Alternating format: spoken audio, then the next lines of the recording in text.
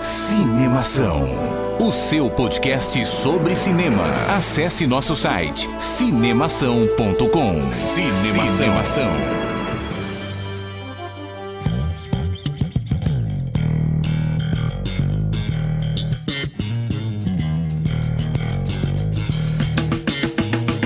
Seja bem-vindo ao podcast Cinemação número 51.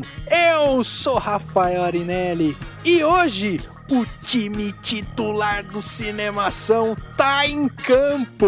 Eu sou Henrique Risato e aqui não é Friboi. E eu sou Daniel Cury e eu tenho uma memória tão ruim que eu nem sei mais o que eu ia falar. Ainda bem que a memória é tão ruim que há 2 podcasts atrás ele foi comprar cigarro e não voltou, né? É que eu esqueci o caminho de volta, né? Tão ruim que é a memória. Ele me lembra a Dory. Se o Dani é a Dory, quem é o Nemo? Ele tá procurando ainda a... Melhor lembrar Dory que lembrar o Dolly, né? Então, beleza. Eu sou o Dolinho, seu amiguinho. Hoje no podcast Cinemação número 51, vamos falar sobre filmes que odiamos. É isso mesmo, tá na hora de revelar aqueles filmes que a gente não consegue assistir, que a gente sai no meio dele, que a gente tem ânsia de vômito e tudo mais, né? Vamos então começar o podcast Cinemação número 51. Agora no Cinemação. Eu começo, então. Repercussão. E eu me surpreendi com o filme. Repercutindo o que rolou durante a semana. Repercussão. As long as you love me.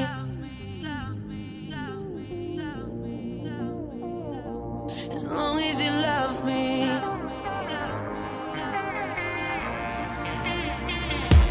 As long as you love me. Pra variar, né, muito comentário aqui pra gente ler e tal. E a gente vai ter que relembrar as pessoas, como que elas fazem pra escrever pro Cinemação. É simples, é muito simples. E o Dani vai lembrar a gente, se é que ele lembra quais que são os meios de contato. Né? Opa, disso eu lembro. Seguinte, pra mandar um comentário pro Cinemação, comentário, crítica, sugestão, o que for, você pode escrever no próprio Facebook do Cinemação, facebook.com/cinemação, e escrever lá nos comentários, mandar mensagem pra gente por inbox, o que for. Pode escrever pelo Twitter, pelo twitter.com/cinemação. Você pode mandar por DM, você pode dar um reply, você pode fazer o que você quiser para comentar e dar o seu feedback pra gente. E quem preferir mandar um texto um pouquinho mais longo ou não tiver as redes sociais, pode mandar um e-mail pro contato.cinemação@gmail.com. Mandou pra lá, a gente vai ver e vai responder e vai comentar aqui no podcast. As pessoas estão perguntando: Henrique, cadê as promoções? O que aconteceram com as promoções? A gente ainda não tem promoção, né, Henrique? Estamos trabalhando para ter, não é isso? Isso mesmo, a promoção vigente é a promoção Entre Todo Dia no Cinemação e seja o primeiro a descobrir a nova promoção. E outra novidade legal que a gente tem para contar antes de ler os comentários é toda a estrutura nova que o Cinemação ganhou aí. O site do Cinemação mudou de cara. É uma cara mais moderna, é uma cara muito mais cheia de conteúdo para vocês acompanharem, para vocês verem. Tem muita coisa legal lá. Agora você vai conseguir ver todos os textos de uma maneira muito melhor, assim, colocada dentro do site. As letras cresceram, o site ganhou corpo. Eu achei que ficou animal. Comente também sobre isso e dê o seu feedback. Fale o que você achou, o que você achou do novo visual do Cinemação. Fala aí pra gente. E aí, Henrique, qual que é o comentário que você tem aí pra gente hoje no podcast 51? Vou falar aqui o comentário que quem mandou foi o Beto Mota. Foi um post que dizia: confira o trailer estendido do novo filme de Hayao Miyazaki. Ele comentou o seguinte: Hayao Miyazaki é sem dúvida um mestre dos animes. Porém, acho que ele já está ficando velho para os animes. Vocês não acham que ele usa pouquíssima tecnologia? Sinto falta de um acabamento melhor em termos de desenho mesmo. Eu não concordo com o que o Beto falou, porque além de ter sido eu que colocou esse post, eu acho que eu assisti o trailer, esse trailer estendido tem 4 minutos, eu assisti umas 2 vezes. que eu achei muito legal, não só a ideia, mas exatamente o tipo de desenho do traçado. Ele é diferente de uma Viagem de Chihiro, que tinha alguns elementos mais sofisticados, mas eu achei o desenho em si muito bonito. E eu não acho que tem que ter algo tecnológico, assim. Eu não acho que necessariamente precise haver, não sei, um elemento 3D, uma coisa muito assim. Acho que não. Pode ter, porque hoje a tecnologia permite, mas não precisa ser feito. Um exemplo bem legal, que foi de um filme francês que eu gostei muito, foi As Bicicletas de Belleville, que é um filme que tem a animação bem tradicional mesmo, ganhou o Oscar na época, já faz alguns anos. A história é sensacional, ele é bonito, ele é sensível por vários motivos, e ponto. E o Hayao Miyazaki sabe fazer isso. Enfim, talvez a tendência é que haja cada vez mais pessoas usando coisas feitas muito mais em computador do que desenhadas propriamente. Mas eu acho que isso não define a qualidade de algo. Acho que esse que é o charme do Hayao Miyazaki, né? É ser mais classudo, assim, né? Tipo, justamente ter traços muito mais leves, mais contemporâneos, mais... né? Assim... A gente não precisa, como o Dani falou, não precisa ter sempre um elemento 3D, uma panda parado no meio e uma câmera 360 nele, né?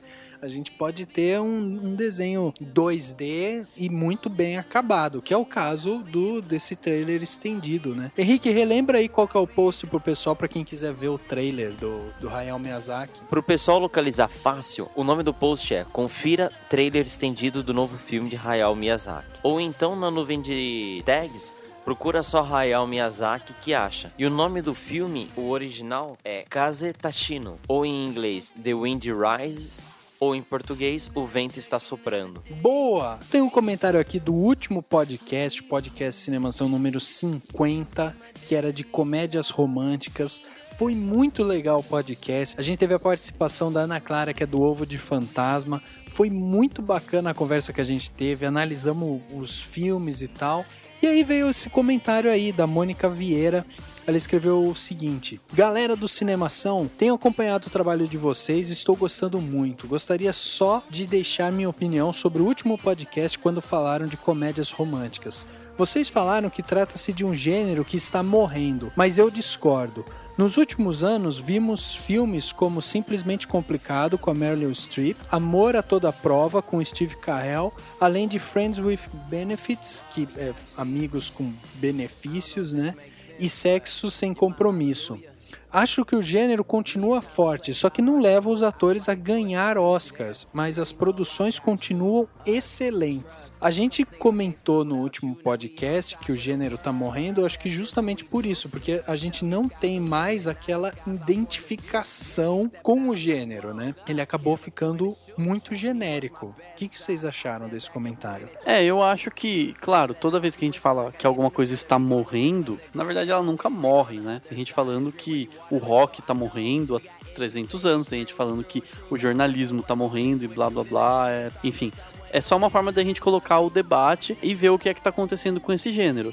No caso, a gente até comentou, a gente não comentou diretamente do Friends with Benefits e do Sexo Sem Compromisso, mas são filmes que falam muito mais do sexo do que do sentimento em si. Então a gente estava falando de como isso tem mudado, até porque a sociedade está mudando e os cineastas não estão conseguindo, talvez, enxergar essa mudança na sociedade. Ou estão e a gente que não está enxergando direito. Mas o fato é, está havendo uma mudança, os filmes não têm mais, de uma forma geral, a qualidade que tinham há um tempo atrás, especialmente na década de 90, que foi talvez o auge da comédia romântica, mas de qualquer forma, claro que eles existem ainda e ainda se produz comédia romântica. Mas acho que o apelo do público não pede mais, né? Tantas comédias românticas. O público não tá procurando muito. Entre um filme de ação ou uma comédia mais escrachada, tipo um Se Beber Não Case. O pessoal vai ou no Homem de Ferro ou no Se Beber Não Case. Eu acho que tem um pouco do fato de que as pessoas talvez estejam assistindo menos filme no cinema, que você pode tranquilamente ver em casa. Então as pessoas talvez, pode ser que não aconteça em todos os lugares, mas em muitos casos eu acredito que muita gente dê preferência para ir ao cinema, para ver aquele filme que é imprescindível ver na tela gigante, com óculos 3D, com efeitos especiais que não vão ser iguais na televisão em casa, que é menor. E um filme simples, vamos dizer assim, de comédia romântica, ele...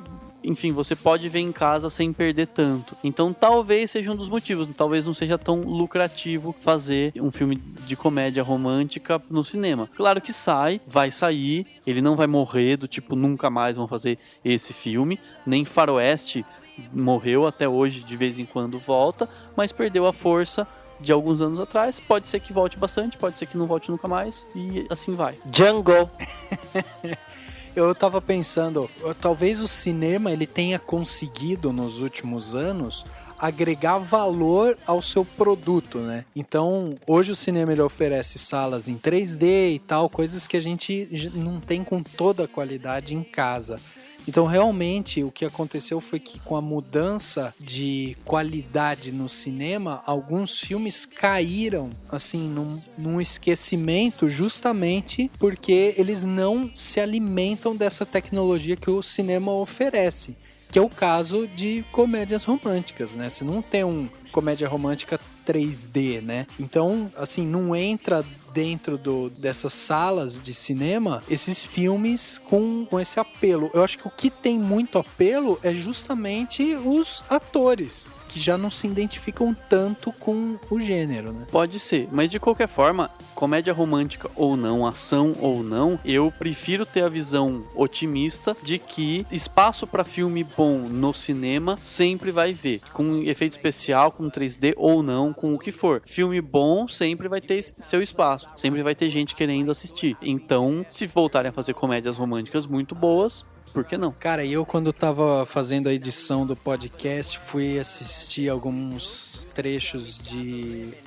um lugar chamado Notting Hill. Daí eu tava assistindo, puta, que filme legal que é, né, meu? Puta, era muito bacana o filme, a própria Julia Roberts, como é uma história bem trabalhada, né? Putz, olha, fiquei encantado de novo pelo filme. Esse filme eu só assisti no cinema. Eu lembro que eu gostei, tipo, eu nunca mais assisti de novo. Sei lá, quantos anos fazem isso, né? O comentário que eu tenho aqui, na verdade, ele chegou por vias tortuosas. Porque, na verdade, foi o Rogério Ferreira que escreveu no meu Twitter. Não é a melhor forma de se entrar em contato com o Cinemação ou de se dar um retorno. Mas, na verdade, eu tava replicando, né, um link pro Cinemação, falando de um post. O post é o seguinte, ele diz: Cine Hollywood bomba as bilheterias do Ceará. Porque o filme Cine Hollywood, ele estreou no Brasil só em 10 salas no Ceará. Ele é um filme cearense no seu âmago, né, no seu íntimo. E tá bombando, teve muita gente que foi pro cinema, né? Mas muita gente, o pessoal tá adorando. E aí aos poucos ele tá se alastrando, indo para outras salas aos poucos do Nordeste brasileiro. E depois ele vai chegar nas outras regiões, e talvez no Norte e Centro-Oeste, e no Centro-Sul, né, que é o Sudeste e o Sul. E os produtores estão super animados com isso, porque o sucesso está maior do que se imaginava. E o Rogério Ferreira, ele comentou o seguinte, ele escreveu: gostei do seu texto a respeito de Cine Hollywood. Eu, como cearense, me senti orgulhoso. Parabéns. Eu achei super legal ele elogiar o texto desse jeito. E eu acho muito legal isso porque ultimamente eu tenho até estudado mesmo, por conta das minhas aulas e tal, como que as regiões mais afastadas do eixo Rio-São Paulo acabam sofrendo um pouco com a falta de identidade, principalmente na televisão, né, que talvez não mostre tanto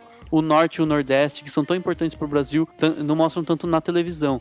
E eu acho que eles gostam muito quando se veem representados na tela grande do cinema. Pernambuco tem mostrado isso com filmes muito bons, e o Ceará fez esse filme que, pelo jeito, é espetacular. Eu espero ver ele muito em breve, e eu fico muito feliz de ver que tem filme no Brasil fazendo esse sucesso fora do eixo Rio-São Paulo, que costuma produzir mais filmes, e isso só prova que o Brasil todo tem um poder muito forte de fazer filmes muito bons. Só precisa ter o investimento certo, da forma certa, com pessoas interessadas em fazer acontecer. Ô Dani, acho legal você falar como que tá escrito, né, o Hollywood, porque você falou e todo mundo sabe o que é Hollywood, mas esse daí tem uma peculiaridade, né? Sim, é Hollywood com I-U-D-Y, né, Hollywood, que na verdade, o filme é baseado num curta-metragem, enfim, ele tem toda uma história. E é um filme de comédia, é um filme para as pessoas se divertirem. Ele tem legenda, que é para pressupor que todo mundo vai entender, porque no Ceará as pessoas, enfim, o filme brinca com o sotaque cearense, né? Então, eu achei, assim, genial. Ele é bonito de se ver por mostrar essa diversidade. Eu não conheço o Ceará, eu tô morrendo de vontade de ir pro Ceará, eu quero conhecer esse lugar. Por isso, pra você que é fã do Cinemação, vá fazendo depósitos pra gente ir lá pro Ceará, assistir o filme e contar pra vocês o que a gente achou. A gente podia até ler como Hollywood. Já que tá aqui, né? Já leio logo como Hollywood. Eles falam Hollywood mesmo. E o legal é que o filme tem até um quê de Cine Paradiso, né? Eu vi o trailer, eu pensei no Cine Paradiso, é muito louco. Tell me sky's the limit, now the sky's our point of view. Man, we stepping out like whoa. Oh God, cameras point and shoot. Ask me what's my best side. I stand back and point at you, the one that I don't think she's gonna be expecting something big, do you? What, like anal? No, like a fucking circular gold thing on the finger. Oh, fuck that. It's been 4 years, Johnny. You and me have been together for 27 years. Where's my ring? Huh?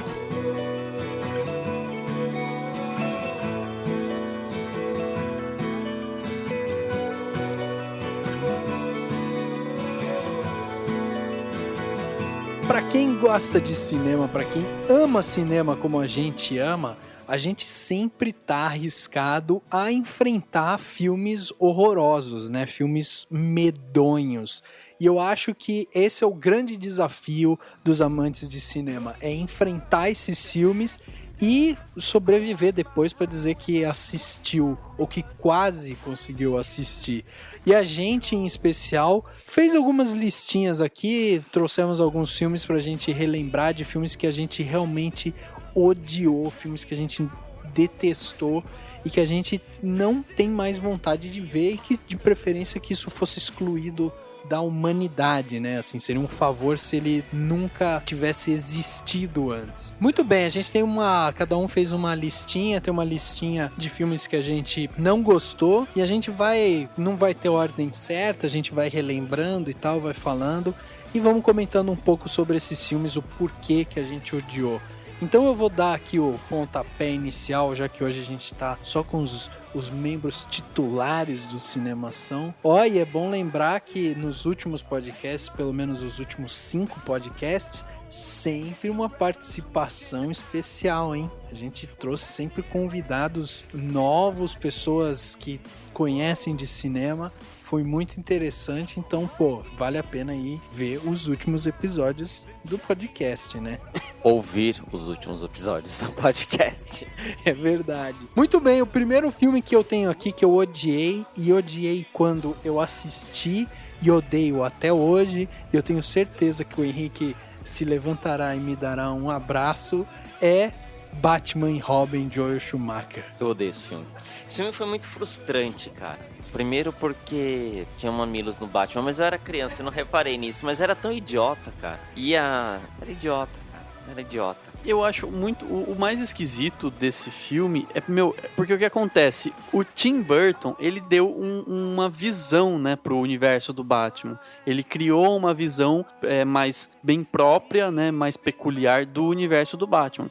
E fez lá aqueles filmes antes. E fez algumas coisas que, na verdade, se for parar pra pensar, são meio escrotas. Tipo, o Pinguim ser um pinguim, literalmente. Nos quadrinhos, o Pinguim é simplesmente um cara chamado de Pinguim, que é baixinho. Mas ele não era um pinguim, ele era uma pessoa que nasceu com anomalias genéticas. Ele só tinha, uma anomalia nas mãos e ele era corcunda. Ele não era, literalmente um homem pinguim. Mas o cara andava com pinguins no esgoto, umas coisas bizarras, assim. Então, assim, se parar pra pensar, de qualquer forma, o Tim Burton criou um universo meio específico pro Batman. E aí, quando chegou no Joel Schumacher, não sei o que ele fez, acho que ele não entendeu a proposta do Tim Burton, ou tentou reviver com outro universo do Batman, mas de uma forma completamente, não sei, falsa, e ele não conseguiu encaixar a visão dele, se é que ele tinha alguma visão do universo do Batman. Então ficou, na verdade, um festival, um carnaval, né? Aquilo lá é um festival de quem faz poder mais esquisito e quem tem a roupa mais esquisita. Então,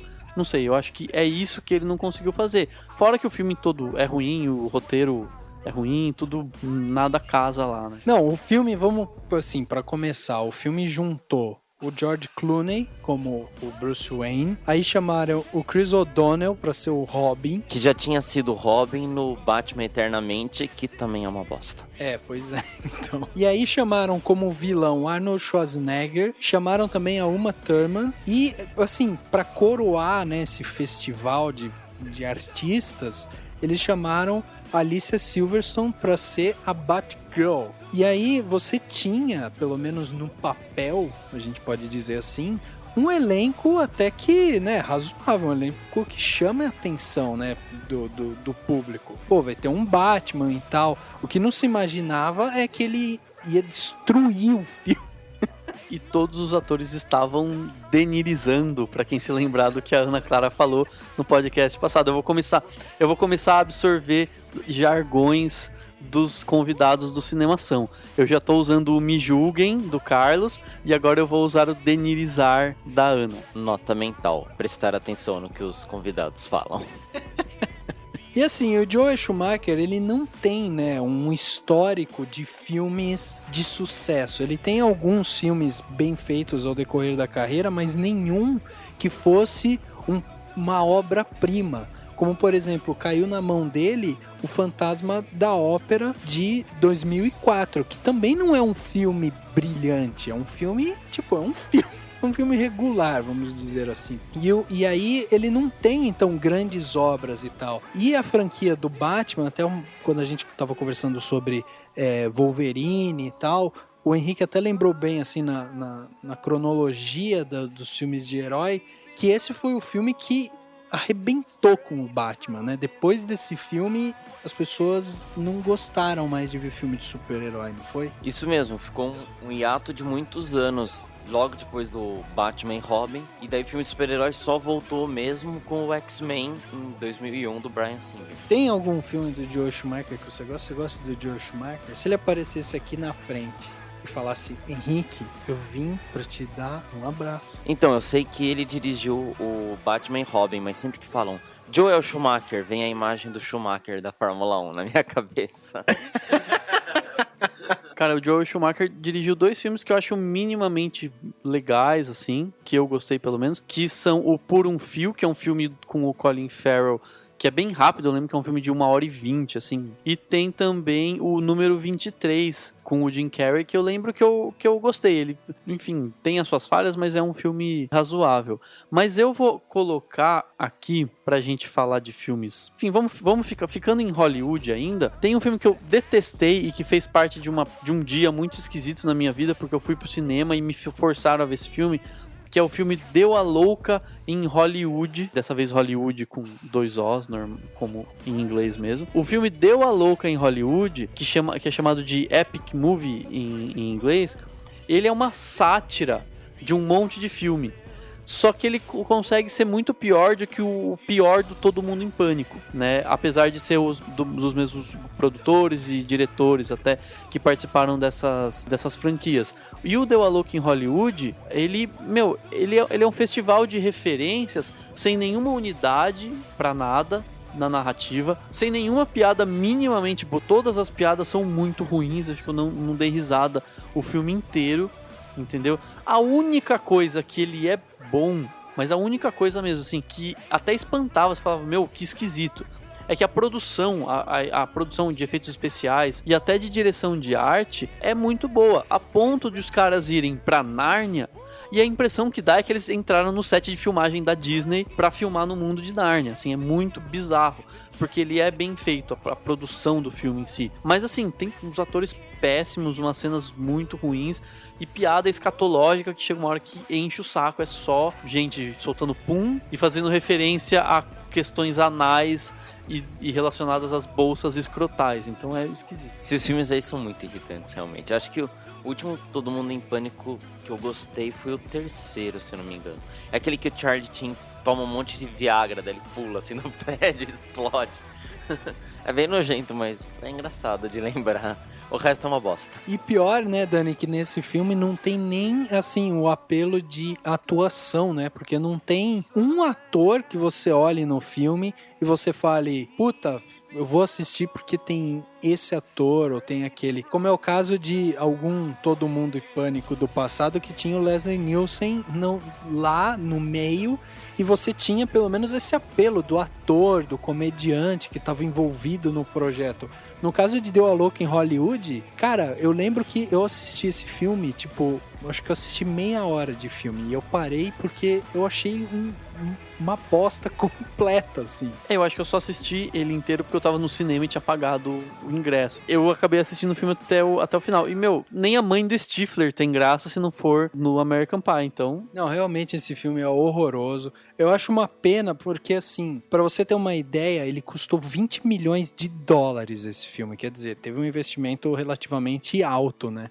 E no Brasil, ele levou só umas 117 mil pessoas pro cinema. Quer dizer, é um público baixíssimo. E dessas 117 mil pessoas, uma foi você. Um filme que eu odeio. Eu odeio de ódio. É aquele assim... Olha, é raro fazer isso, mas eu pus pra frente, assim, só pra ver como que acabava. Sabe, tipo, FF do VHS? Guerra ao Terror. Cara, eu gosto de Guerra ao Terror, então eu não vou comentar muito. Eu acho que você não entendeu a proposta da Catherine Bigelow. E eu acho assim, cara, eu gosto também, gostei do filme, e a pergunta que fica é, por quê? Por que é que você odeia esse filme? Cara, eu acho que não sei se era o sono... Mancado, coitadinha Catherine Bigelow. Mas sabe que eu fui esperando... Eu sabia que não era um filme de ação, que era um filme tenso, né? Que era pra ter o drama dos soldados e tudo mais. Mas não apeteceu, assim. Eu achei que, não, pra mim, eu não senti drama nenhum, entendeu? Eu falei, tá, eles estão meio estressados, mas tipo, não é um filme. O que eu acho que foi mais frustrante foi, esse foi o filme vencedor de Oscars, né? Ele ganhou, eu não lembro agora na época quais concorreram, mas tipo, com certeza não era o mais merecedor, assim, pra mim. Então, tipo, eu assisti, nossa, é filme vencedor de Oscar, daí foi bem broxante, assim. Você sentiu falta de ver terrorista, de ver gente explodindo e pedaço de gente voando? É isso que você sentiu falta? Não, sabia que não era o Rambo. Mas pelo menos A Hora Mais Escura valeu a pena. Eu acho que A Hora Mais Escura tá mais ou menos na mesma pegada que esse. Só que esse daí era um filme que eu não acho que ele seja tão bom em termos de roteiro como A Hora Mais Escura, entendeu? Mas eu acho que esse filme ele consegue passar pelo menos toda a tensão do momento ali. Afinal de contas, a gente tá falando de gente que desarma bomba. Alguma coisa de tensão você devia ter sentido, cara. Não é possível. Não, se tivesse um filme, sei lá, passando num avião, aí sim eu ia ter tensão. Ah, bomba? Que se exploda. Literalmente. Cara, eu acho que você devia assistir de novo. Pô, acabou o argumento. Eu não posso assistir Transformers de novo. Não, sério, eu acho que assim, claro, tudo bem. Eu acho que todo mundo tem algum filme que odeia, mesmo que não seja necessariamente um filme tão ruim, e você tem esse direito e tal. Mas eu acho que todo filme que muita gente gosta e você não gosta, às vezes é questão de dar uma segunda chance pra ele, pra tentar enxergar algo. Talvez eu faça isso com os que eu não gosto e que muita gente gosta, que eu vou falar daqui a pouco. É isso que eu ia falar, vocês não perdem por esperar pra ver o que eu odeio. Tipo a cabecinha do Henrique tramando. No, God! No, God, please, no! No! No! No!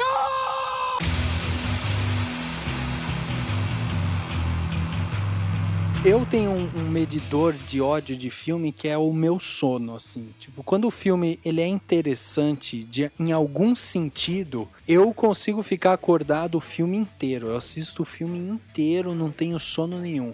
Quando o filme tem algum tipo de monotonia, quando, assim, não me apetece o filme, eu começo a ter muito sono. Eu tive 2 filmes que eu senti isso, um deles foi bem recente.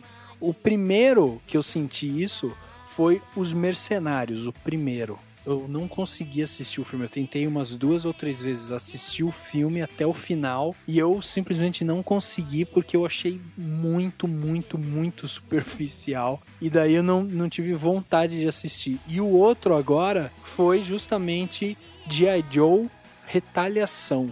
Tipo, o mesmo sentimento. Eu tentei assistir 2 vezes e eu simplesmente não fui capaz de assistir. Eu sentia literalmente o meu cérebro encolhendo ao assistir esses filmes. Cara, Os Mercenários é legal, assim. Eu assisti primeiro o 2 e depois eu assisti o número 1. Bom, Chuck Norris, cara. Tipo, não tem muito o que falar, assim. Parece ele, assim, Bruce Willis, Sylvester Stallone. Tipo, isso é muito, tipo, animador, assim. Nossa, que da hora, explodindo todo mundo. É tipo, desliga o seu cérebro e foda-se. Mas o G.I. Joe, eu também, cara. Eu assisti o primeiro, que é a Origem do Cobra, no máximo 10 minutos, cara. Que tinha uns personagens muito irritantes. E esse daí, o segundo, eu queria assistir só por causa do The Rock.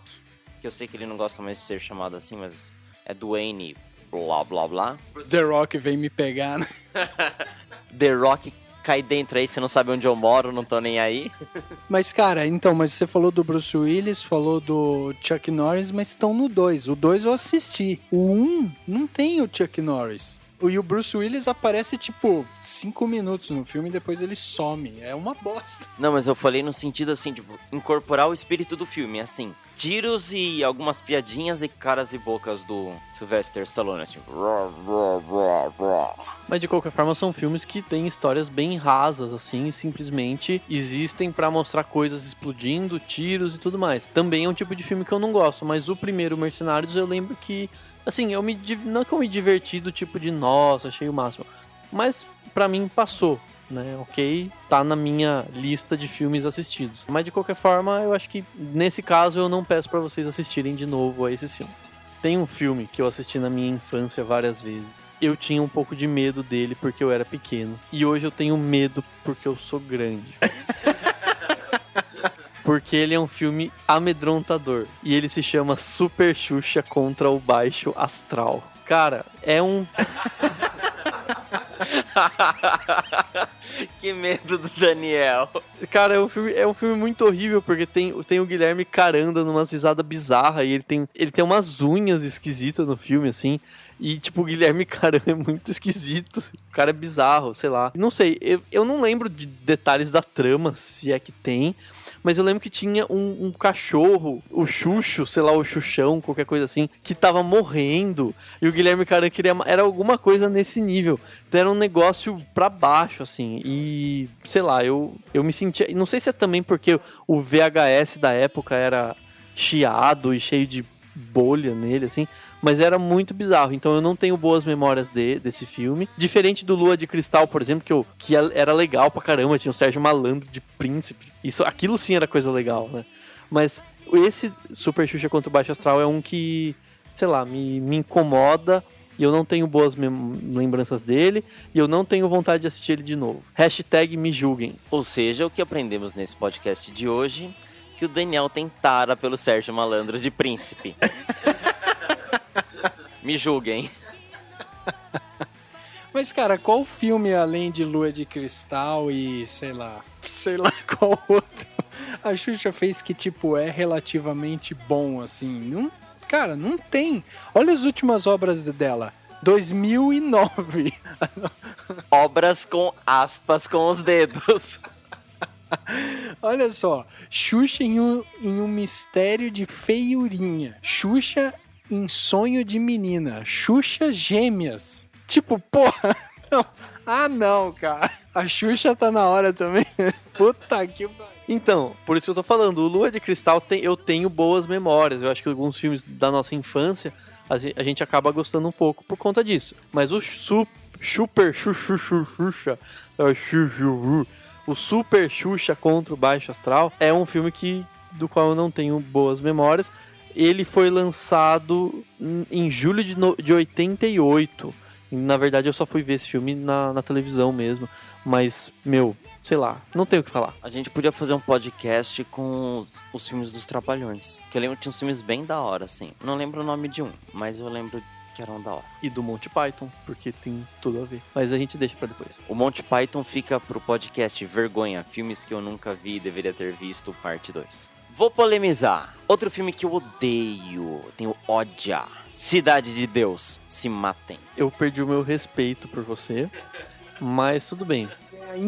Você ainda não tinha perdido.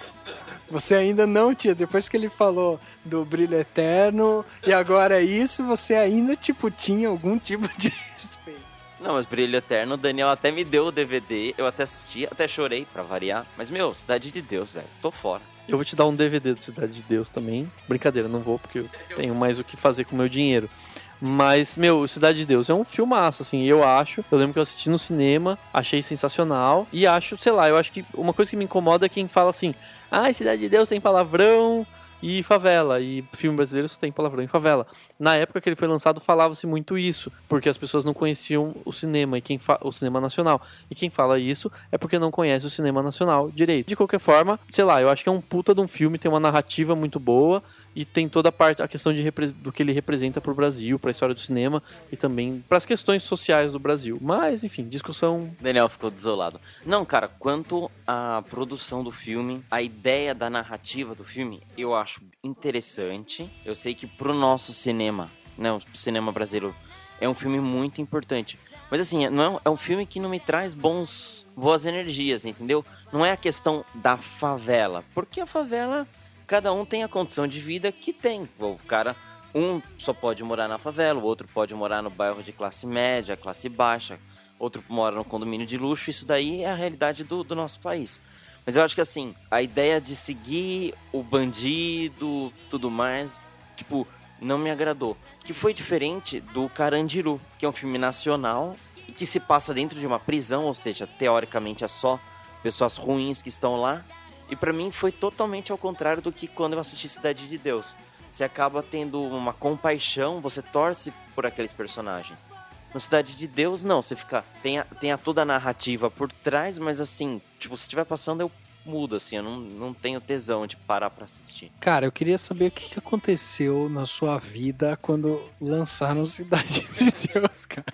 Porque não é possível. O Cidade de Deus, além de ser um filme totalmente icônico no nosso mercado, ainda ele tem uma narrativa que você torce sim pelo cara, né? Você torce pelo personagem, pelo busca-pé e tal, né? Você torce por ele, você quer que ele se dê bem, que ele não seja envolvido justamente pelo meio que ele vive, assim, não, né? Pô, você torce pelo cara, meu. O que aconteceu? Você tinha sido assaltado na época? Não, graças a Deus, desse mal eu nunca sofri. Mas eu acho que a própria atuação do antagonista que fez o Zé Pequeno, pelo que ele passa, assim, ele interpretou tão bem que é aquele caso que o personagem incorpora... Não no ator, porque nos outros trabalhos dele não teve tanta influência, mas assim... Sabe quando você fica com aquela impressão, você lembra do filme, você não lembra das coisas boas, você lembra das coisas ruins. Cara, você precisa ver o próximo filme que eu odeio. Rafa, você tava torcendo pro Busca-Pé, eu lembro que eu fiquei desolado quando o Bené morreu no Cidade de Deus. Quando ele morreu com um tiro lá. Juro por Deus, porque ele era muito gente fina, assim, o Bené, né? E aí, ele morre, eu fiquei, puta que bosta, foi mesma sensação da galera no Game of Thrones quando viu lá aquele episódio fatídico lá. Olha a comparação, né? Cidade de Deus com Game of Thrones, mas tudo bem. No, God! No, God, please, no! No! No! No!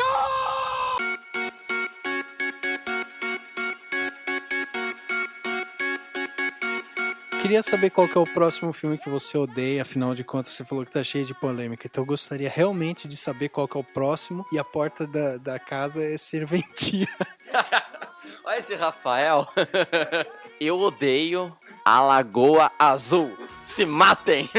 Não, mas a Lagoa Azul ainda tem um pouco de lógica, afinal de contas Lagoa Azul foi enfiada garganta abaixo pela sessão da tarde, né?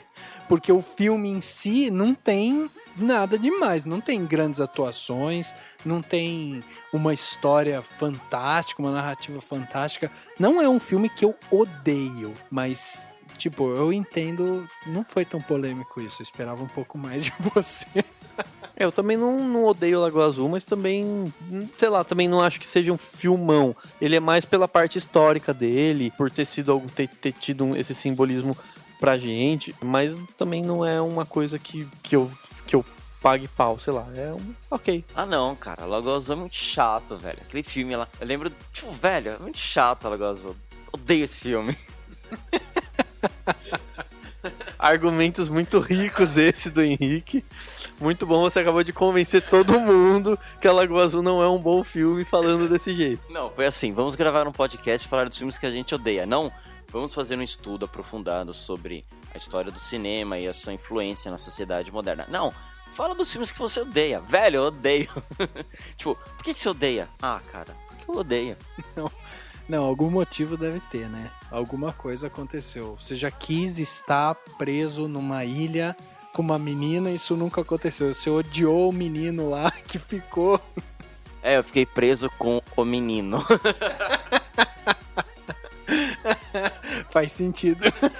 Faz sentido você não gostar de Lagoa Azul. Queria falar de 2 filmes, 2 comédias que eu não gosto. Não consegui também assistir até o final, de enjoos, tipo, constantes, assim. Que é Zoolander e Cada Um Tem a Gêmea que Merece. Tipo, Zoolander é um filme dirigido pelo Ben Stiller. Tem o Owen Wilson. E, cara, ele fica usando roupa de couro o filme inteiro e dançando o filme inteiro, assim.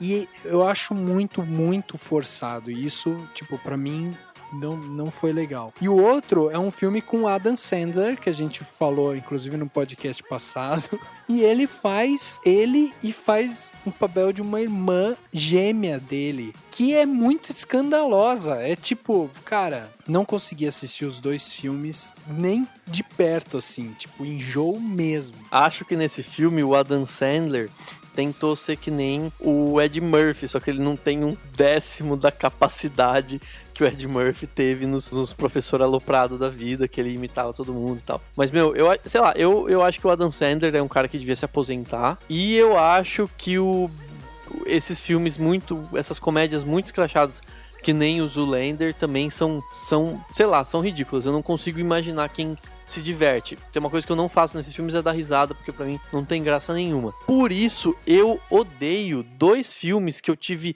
o desprazer de assistir na sequência. Eu assisti um depois do outro, que foram Entrando Numa Fria e Entrando Numa Fria Maior Ainda. Ainda bem que eu não vi os filmes seguintes, né, pelo amor de Deus. Mas assim, eu lembro que eu assisti os 2 filmes seguidos, um depois do outro, na televisão, no DVD. E aí eu entendi quando se usou o termo denirizar neste podcast. Porque, sei lá, tá todo mundo denirizando no filme, até o Ben Stiller. E é um tipo de comédia que pra mim não tem a mínima graça, assim.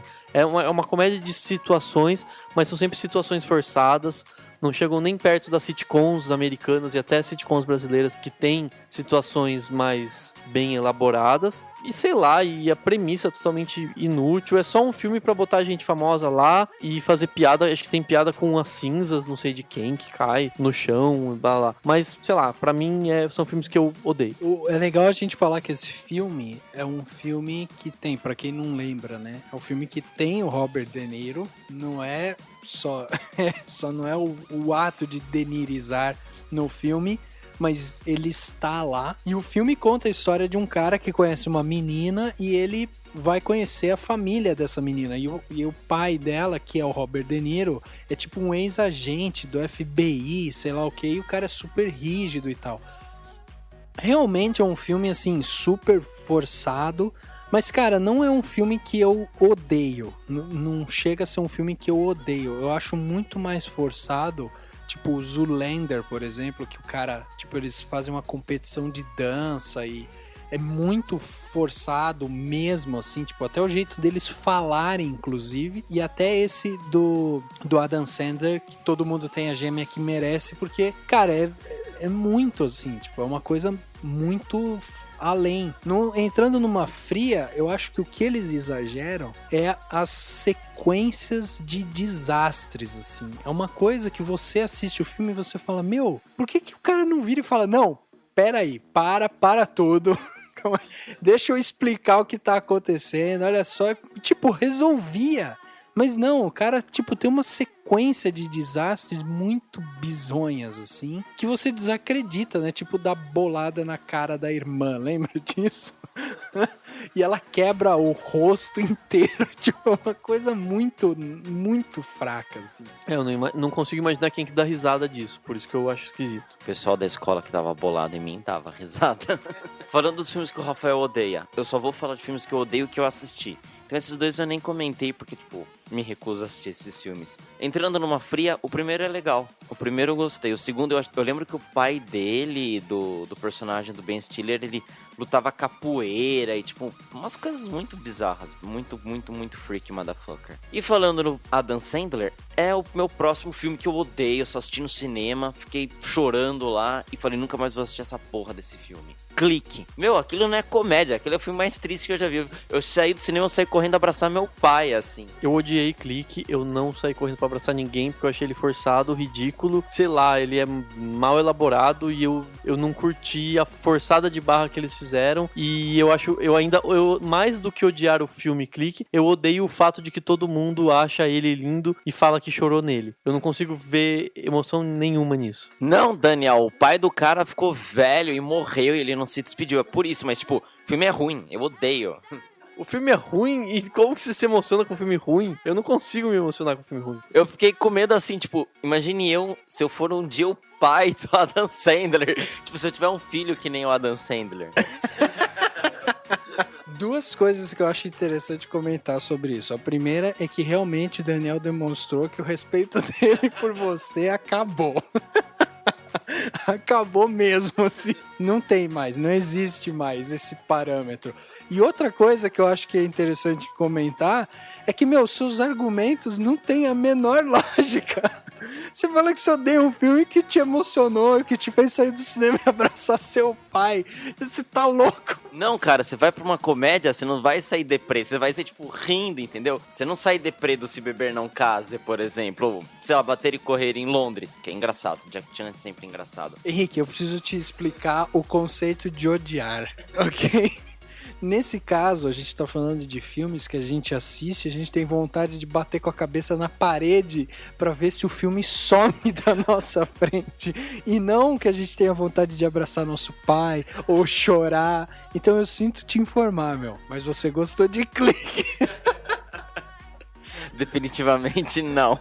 E eu não quero voltar pra aquela lagoa azul maldita. Você não concorda, Dani? Não tem lógica nenhuma os argumentos que ele tá dando. Nem os dele, nem os meus, porque eu simplesmente odiei por odiar e fiquei puto que todo mundo gostou. Mas não sei, pra mim ele é um filme... Ele é forçado e ele é mal colocado, assim, as coisas são mal colocadas e a premissa dele é muito batida, se parar pra pensar. O problema é que as pessoas esquecem que a premissa é muito batida, mas é uma premissa batida. No, God! No, God, please, no! No! No! No!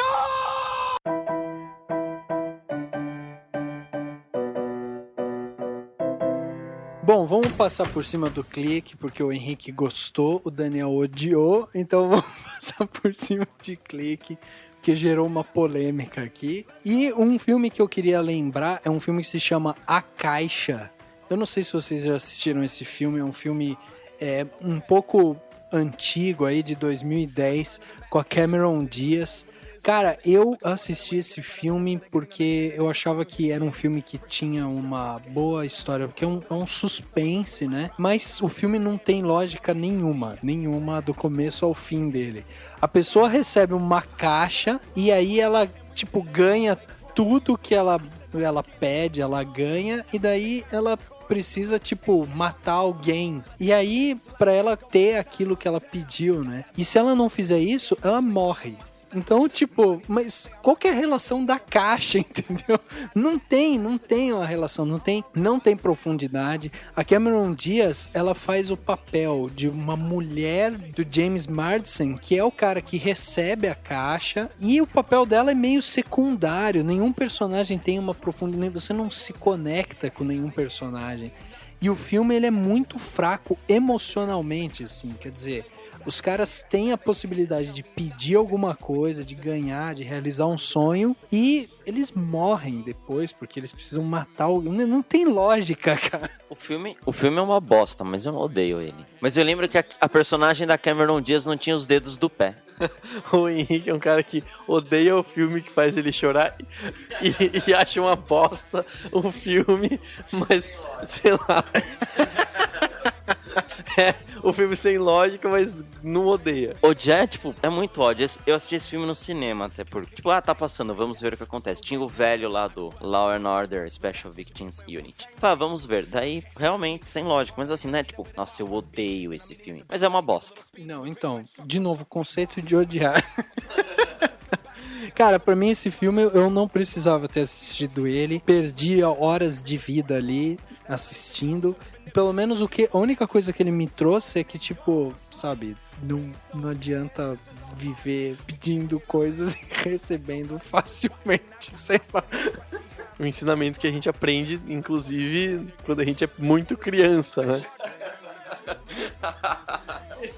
Exatamente. O que prova que o filme não tem nada de bom, assim. Cara, tem um outro filme que eu odiei, que ele tem o Bon Jovi denirizando. Ele se chama Noite de Ano Novo. E ele é um filme que eu me senti pior do que no Game of Thrones, de tanto personagem que tem. Só que pior, no Game of Thrones os personagens são bons e bem criados. No Noite de Ano Novo eles são muito ruins e clichês e tal. O filme em si, assim, ele é ruim, mas não é tão horrível. Mas eu odiei porque, sei lá, porque ele é estúpido. E ele tem a Hilary Swank fazendo um papel mais sem vergonha que ela já fez na vida dela, entendeu? E ainda tem o Bon Jovi, ele devia ficar só cantando e ele faz uns filmes assim. Sei lá, é um filme que eu odiei quase que gratuitamente, mas eu gosto de odiar esse filme gratuitamente. Esse filme eu não assisti, mas o que eu tive a ideia quando eu vi o trailer e pelo cartaz com trilhões de personagens, se eu não me engano, tinha até a Lea Michele, que é do Glee. Tinha mesmo, não, o Daniel já deu um sorrisinho porque ele assiste Glee, que nem eu. E eles tentaram fazer tipo uma cópia do Simplesmente Amor, que são várias mini histórias que se cruzam. Eu acho que eles tiveram mais ou menos essa ideia, né, Dani? É uma cópia bem mal feita, diga-se de passagem, porque não tem toda a unidade que o Simplesmente Amor, nem a sensibilidade e tal. Mas sim, pode ser. É tipo comparar Coca-Cola com o Guaraná Pop. Like the ceiling can't hold us back. This is the moment. Tonight is the night. We'll fight till it's over. So we put our hands up like the ceiling can't hold us. Checando os detalhes, conferindo cada frame de olho no que importa pra você. Plano Detalhe. Agora, no Cinemação.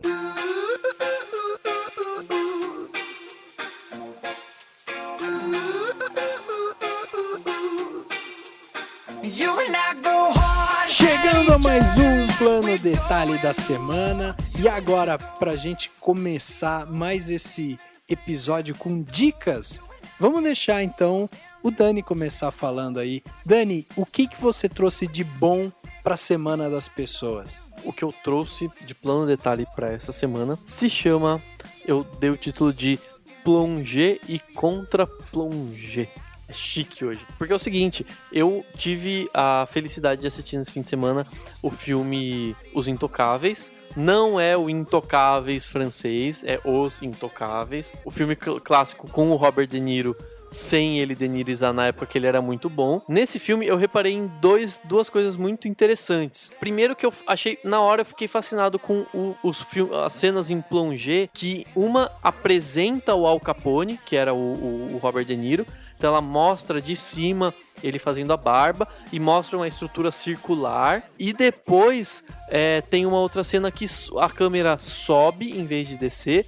Ela sobe mostrando um cara que ele acabou de matar também numa estrutura circular de uma mesa. Então é uma coisa que eu gostei muito. Eu gosto muito desse tipo de referências que tem ao longo do filme quando o diretor consegue fazer isso, né? E poucos diretores talvez tenham essa sensibilidade. Além desses dois plongés que tem também no filme um contra-plongé do Kevin Costner, na hora em que ele descobre, né, que o cara matou o amigo dele e tal, porque mostra ele olhando pra caixinha de fósforo. Então eu achei muito legal o uso que o Brian De Palma faz dos plongés e desse contra-plongé, e ainda da homenagem que ele faz pro encoraçado Potemkin com a cena do carrinho de bebê caindo, que é uma cena clássica do cinema muito clássico, e que o cara conseguiu transformar numa cena clássica do filme novo clássico, porque é como Os Intocáveis é conhecido.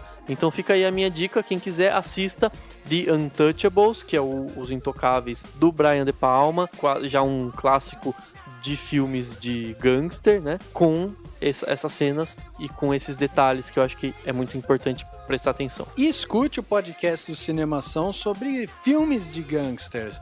Mas, Dani, eu acho legal você dar uma explicada aí para pelo menos quem não conhece ou quem gosta de cinema, tá entrando no site para ler notícias sobre cinema. Dá uma explicada rápida o que é plongé e contra-plongé. É verdade, esqueci desse detalhe. Plongé é quando a câmera se localiza no alto e filma uma cena de baixo. Na maioria das vezes, literalmente, ela tá tipo virada para baixo mesmo, né? Mas existem casos que pode ser considerado um plongé, ela não necessariamente 180 graus de cima mesmo, mas já bastante visualizando a cena para baixo. E o contra-plongé, como diz o nome, é o oposto. Então é quando a cena mostra alguma coisa visto de baixo. Geralmente o contra-plongé é muito usado para mostrar, por exemplo, um vilão chegando no momento, para mostrar que ele é grandioso e que ele é poderoso. Geralmente a câmera fica de baixo para mostrar ele maior. Mas claro que existem vários usos que se pode fazer desse contra-plongé, e o plongé tem também vários significados, que inclusive eu posso até dar uma dica para as pessoas de assistirem um vídeo em que o crítico Pablo Vilaça fala do filme Frankenstein de Mary Shelley, que ele faz uma análise desses plongés e contra-plongés, que também é bem interessante. Legal, Henrique, hoje você não vai ficar por último. Nos últimos podcasts você tava por último e tal, ficou meio chateado, aí veio com essas polêmicas, falou de clique, blá blá blá blá blá, e hoje tá aí, todo serelepe porque colocou pra fora que eu dei a Lagoa Azul, então você vai poder falar o seu plano detalhe. Vou falar aqui então do meu personagem favorito das histórias em quadrinhos, que é o Arqueiro Verde, o personagem mais legal de todos. E ele tem um seriado muito bom na Warner chamado Arrow. E não é que as últimas notícias têm saído, eles vão fazer um novo seriado do Flash. E o primeiro episódio, que também é chamado de episódio piloto do seriado do Flash, vai ser o 20º episódio da segunda temporada do Arrow. Então vai ser tipo um spin-off, que é quando uma série sai de dentro da outra, planejado, porque daí vai ter a nova série do Flash daí na temporada 2014-2015. E pô, quem que é esse personagem? Aí o pessoal vai no seriado Arrow pra ter acesso. E é legal, esse seriado eu também recomendo bastante, porque ele veio pra substituir o Smallville, que era do Superman. Só que ele tem uma pegada assim, que é um universo que não tem superpoderes. Até então, né? Porque daí no caso do Flash, eu não sei como eles vão fazer. E também vai ter um outro personagem bem legal que tem superpoderes, eu não sei como eles vão fazer, se vão fazer alguma adaptação, que é o Metamorfo. Então, pra quem não assistiu ainda, procure a primeira temporada de Arrow e fique aguardando a segunda, e que também vai sair o seriado do Flash. Arrow, que é a tradução de? Arrow, na verdade, é a tradução de flecha, mas serve como... porque arqueiro seria Archer, mas... é tipo Green Arrow, Arqueiro Verde, que ele é conhecido. Então, assim, eu penso... sempre que eu leio Arrow, eu penso em arqueiro, mas seria Archer. Entendi. Muito bem, o meu plano detalhe, na verdade, é um plano sequência. Eu fui num filme que o Dani comentou nos podcasts aqui. Quando a gente falou de filmes de fim do mundo, o Dani falou sobre Filhos da Esperança. E eu vi esse filme essa semana. E, cara, eu achei o filme muito legal. Não é uma obra-prima nem nada, mas a ideia do filme eu achei muito original. E o meu plano detalhe, que é um plano sequência, é justamente porque o Afonso Cuarón, que é o diretor do filme, ele usa muito plano sequência no filme Filhos da Esperança. A cena em que eles estão levando a menina grávida para ir até o lugar onde ela vai ser salva e tal, e no meio do caminho vem caindo um carro da montanha que bate assim, e aí vem um monte de gente atacar eles.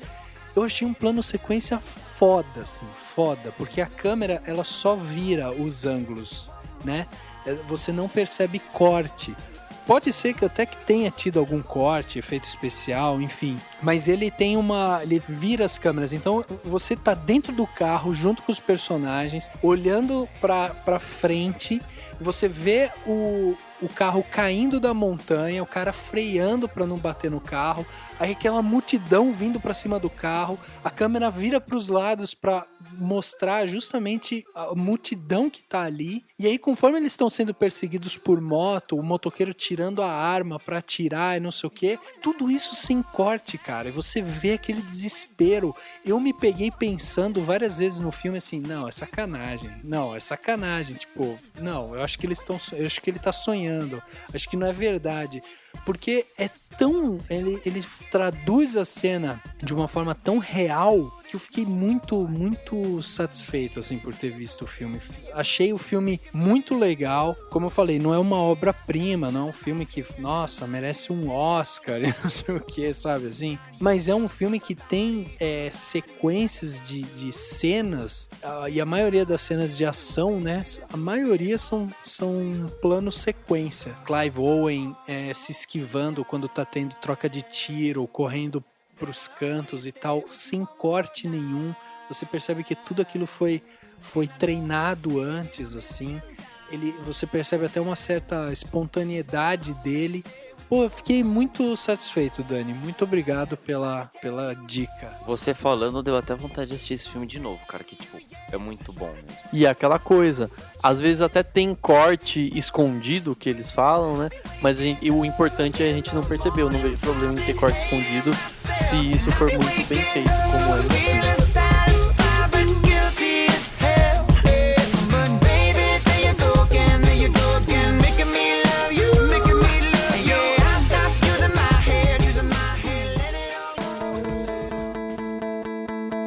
In the beginning, I never thought it would be you when we were chilling.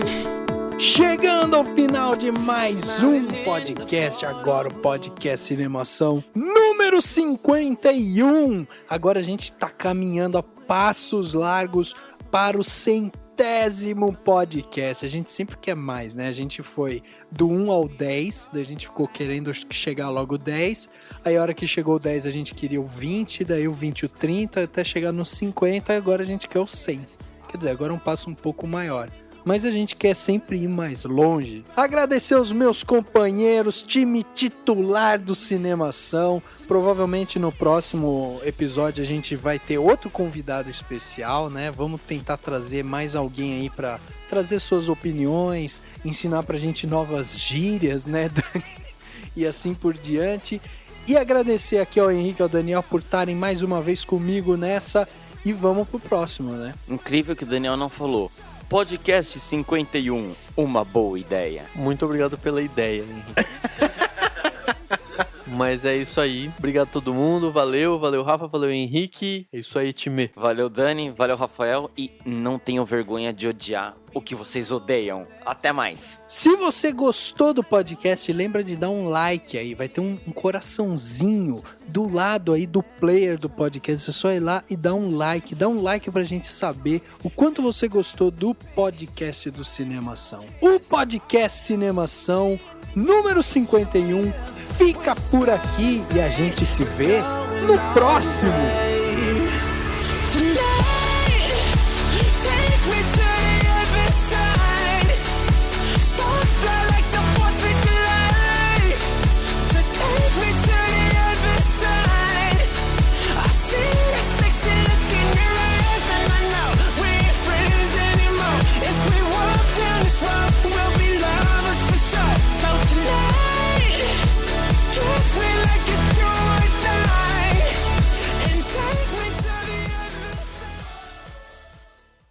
Ação. Mas é muita sacanagem. Você falou assim, fala filme que você odeia. Eu odeio, porra. Não tem uma explicação assim, filosoficamente. Não, vamos pensar. Por que eu odeio?